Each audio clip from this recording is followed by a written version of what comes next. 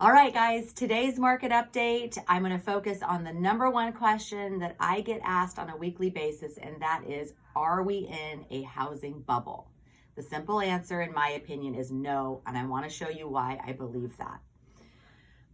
With home prices on the rise, it's natural for folks to believe that we're in a housing bubble, especially if you survived 2007 to 2010. We all remember those years. The National Association of Realtors recently did a study where they surveyed thousands of people, and 77% of all folks that they interviewed said that they do believe that there is a housing bubble where they live. That's 3 out of 4 people. Again, that's in people's brains because of what they went through during the crash of 2007 to 2010.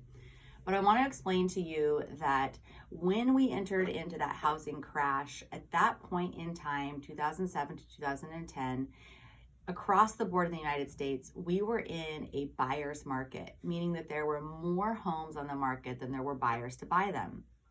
Fast forward to the last 4 years, we entered into this pandemic in a seller's market with extremely low inventory. So there's more buyers out there today than there are homes to sell them. Right now in Clatsop County, we have less than 1 month of inventory, and that is not a balanced market at all. And if you've been out there shopping, you've felt that.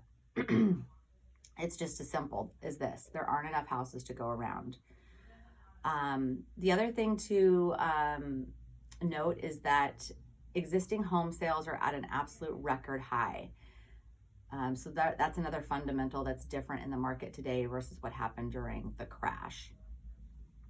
I want to show you another graph, and I'll be putting these in our stories for Instagram and Facebook, showing that in 2007 to 2010, there were a wave of people who were getting loans with a credit score of less than 620. So that tells me that folks who were buying at that time likely really couldn't afford those homes, and that's why we saw folks go into foreclosure. Today, there are stricter standards and more conservative lending practices. Next, I want to talk about equity.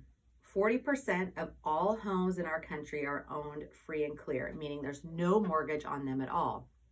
So if almost half of the homes in the United States are owned without a mortgage, there's no risk of foreclosure, right? So again, we're not going to see a wave of foreclosed properties or distressed properties hit the market anytime soon. The other statistic to show you that we are not in a housing bubble is this. In May of 2020, there were 5 million homes in forbearance. That was the start of that pandemic. Today, there are only 780 homes in forbearance. So that means only 1.4% of all mortgages today are still in that forbearance program. 89% of folks were able to exit that program, meaning they were able to strike a deal with their bank or pay back all of those missed payments.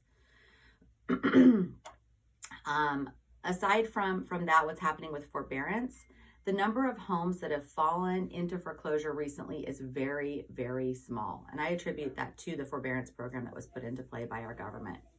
From 2017 to 2019, there were approximately 300,000 homes per year that went into foreclosure.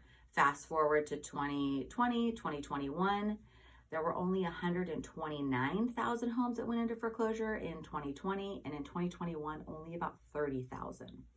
So even if all of those homes, 30,000 that were in foreclosure, came on the market today, that is not even going to touch the inventory problem that we're at.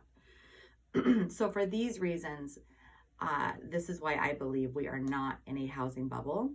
I hope this information is helpful to you as you make the best decision for yourself and for your family.